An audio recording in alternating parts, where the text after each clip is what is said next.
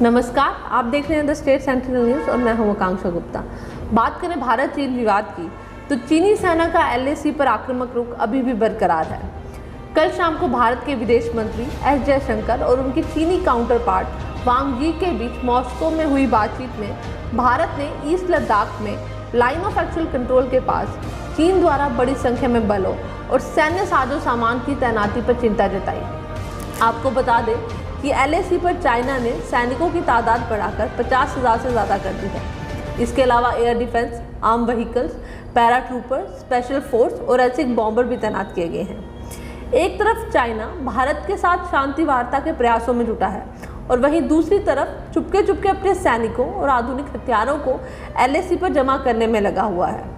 पूरे देश से 50,000 सैनिक एलएसी पर तैनात कर दिए गए हैं और बाहर चीन सीमा की निगरानी अब एसिक बॉम्बर भी कर रहे हैं। बता दें कि पैंगोंग विवाद के बाद चीन ने 50,000 सैनिक इस क्षेत्र में तैनात किए हैं। इसके अलावा यहां एयरक्राफ्ट और मिसाइलों की बड़ी रेंज भी लगा दी है।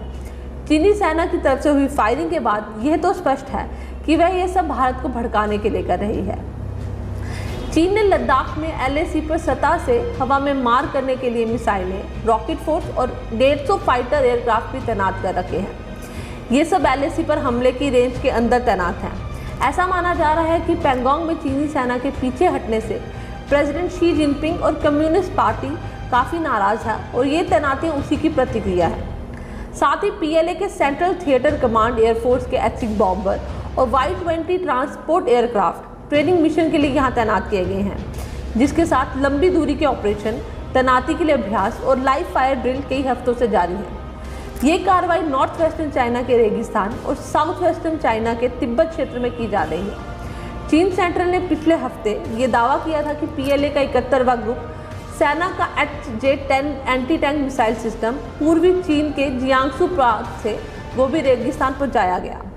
मामले पर कल देर रात को दोनों देशों के बीच हुई बैठक में 5 सूत्रीय फॉर्मूले पर बात हुई। इस फॉर्मूले के तहत दोनों देशों की तरफ से तनाव को कम करने का फैसला लिया गया। भारत ने चीन के सामने बॉर्डर पर चीनी सैनिकों के जमावड़े का मसला उठाया। उन्होंने ये भी कहा कि 1993 और 1996 में जो भी समझौते हुए उसका ये उल्लंघन है।